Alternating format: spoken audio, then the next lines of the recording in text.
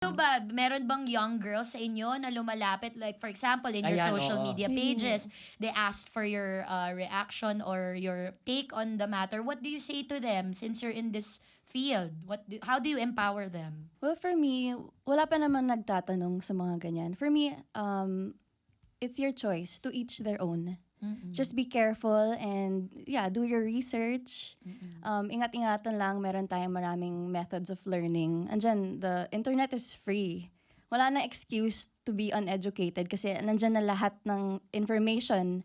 Gagawin mo na, bubuksan mo. Lahat naman tayo may phone. Nag-ML nga yung mga tao eh. Oo, araw-araw hawak ang telepono. Google is there. Yan. Sige, Rob, ikaw. Sa akin po, meron naman po, like yung mga pinsan ko ng mga bata, ng mga babae, or mga, kahit sino po, minsan may lalapit na lang na, ate, paano pag ganito, ganyan-ganyan, may nanliligaw sa akin, ganyan. So, nag-a-advise ako na, wag mo na kayo magpapabuntis ha, alam nyo naman yan. Oo, tama. Basta ako, binibigay ko yung mga talagang advice na kailangan nila. Pero pag ginawa nyo na yan, labas na ako dyan. Oo, kasi choice nyo yun eh. Tama yung sinabi niya yun. Choice nila yan.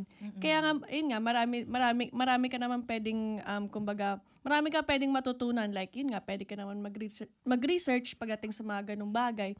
Pero dapat, lagi mo din talagang iingatan yung sarili mo at magtatanong ka sa mas nakakatanda sa'yo. Tama. Huwag na nating lagyan ng ano yan, ng parang nilalagyan pa natin ng, uy, bakit ganun? Maaga siya na-divergenize. Uy, bakit ganun? Ang aga-aga niya nagkapamilya, nagkaanak. Oo. Na para bang mali ito, no?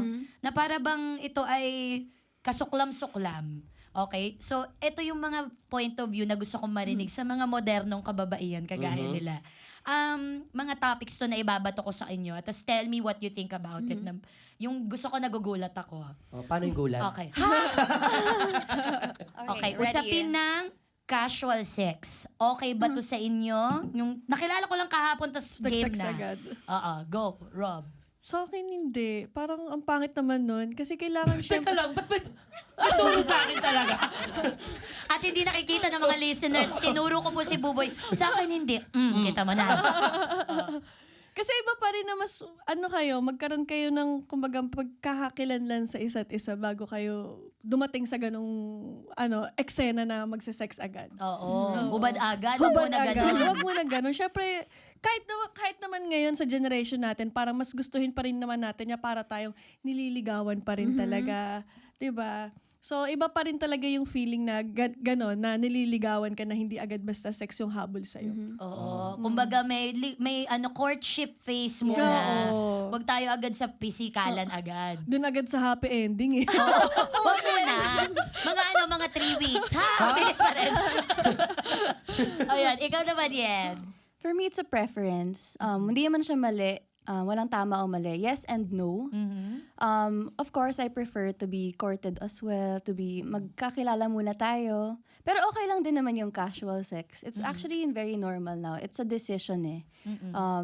It's okay na you be to enjoy yung pleasure ng sex. Marami ng tao ngayon na ganun. Pero of course, syempre, yung priority ko pa din is to be courted. Yes. Kasi it's sweeter, no? May Yeah. chase, may thrill. Yes. Diba, dapat may kilig. Oo, Huwag and- yung parang gusto mo makipaglaro ng apoy, tara magpabaga tayo. Agad. Agad. May ningas na kagad. Mahirap din yung casual sex kasi you don't even know these people. It's Yeah. actually a sacred energy exchange.